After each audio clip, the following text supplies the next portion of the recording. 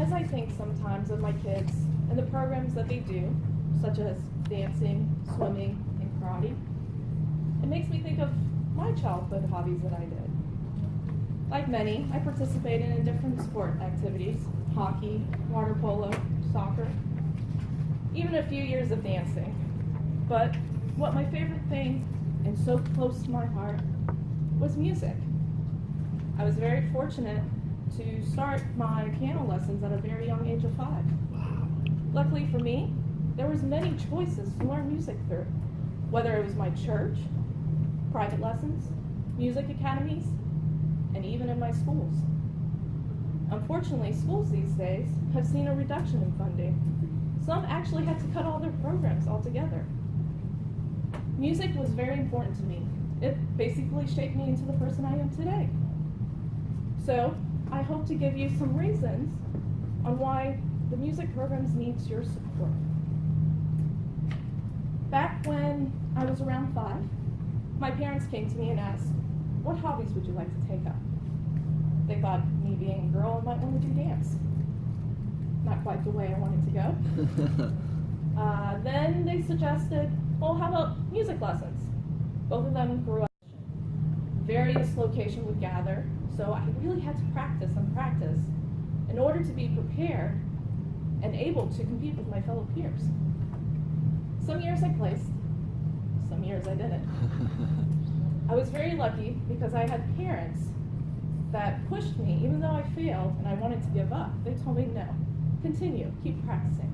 And I did, and I got better and better. Through the Music Academy, I learned discipline, as well as gained confidence through my performances in competition. Also, it was an activity that connected my parents and I together. You see, they worked long hours, but they were always there cheering me on. As I got older, middle school, high school, and even college, most of my friends were musicians. Something I've noticed in the generation right now is kids have a struggle with finding their sense of belonging, their niche, and it creates a lot of stress. I was lucky to be a part of a group, even though we're the band dorks. Having that group helped me maneuver through stressful situations in high school and college. Knowing that they were there to support me helped me tremendously. As I went to Florida State University, I joined the Marching Chiefs. I got to meet a lot of different people from around the U.S. as well as different countries. Music was also a way I volunteered my time, gave back to the community. I would play at different nursing homes. Seeing the joy by me just playing an hour or 2 a week was amazing. I also volunteered at elementary and middle school. I would help kids learn new musical instruments. The funny thing was, though, they would be so happy if they learned a note or a melody, and I could see their confidence growing, and it reminded me how I felt when I was learning how to play piano. What I think, though, is the most important part is the memories I made through music.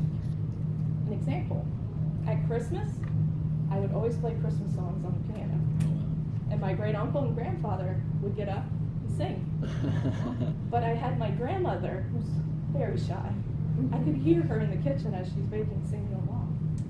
And my grandfather would always ask me to play Oh Holy Night, and not just once, twice, 3 times. I didn't care. He was so happy, and I could see that it was triggering him memories of what his mother taught him. In college, I did meet my best friend Brandy through the marching band, and we had so many fun adventures through Kappa Kappa Psi. It's a music service fraternity. Oh, wow. Also, all the football games that we got to travel to, Notre Dame being my favorite. Beautiful location. Didn't really hinder it that there was handsome, tall bagpipe players too. Walking around. But we still are close together, and both of our kids are growing up, and we hope that they follow in our footsteps through the music program. But on that point, we hope they actually have a music program to be involved with.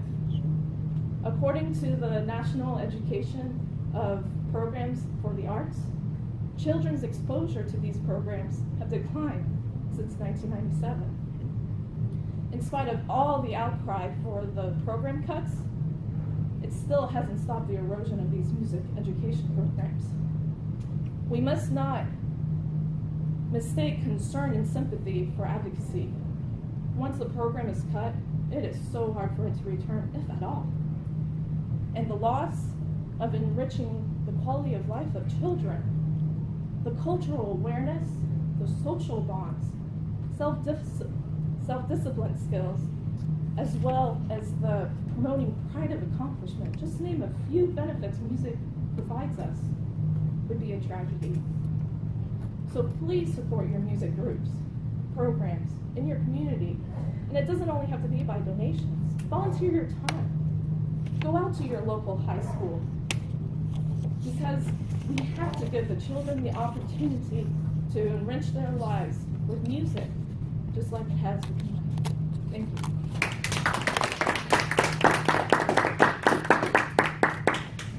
Thank you very much, Alex. And sometimes things just work out to your benefit. Why is that? Well, because today is also the day that W.C. Handy was born. And who is he? He is the guy who published Memphis Blues. And that is considered the first blues song. In addition, I am a proud parent of a marching band son. And this year will be his 8th year in marching band. I go to all the USF games that I can attend, and I say, wow, I went to a band concert, and you know what? Out broke a football game. I understand that whole sense of community. Why? Because it is a sense of community. When he was in high school, we made all the props. We went to all the competitions. We held up those signs in the wind trying to make a beautiful backdrop while the marching band marched. So I applaud you for your participation in marching band and for sharing your story with us, because I do think it is important. Today we have a second speaker, and I am going to introduce Gary, and he is on his 6th manual from the Competent Communicator, and it is on vocal variety. The title is Blue Boxing. Please help me welcome Gary.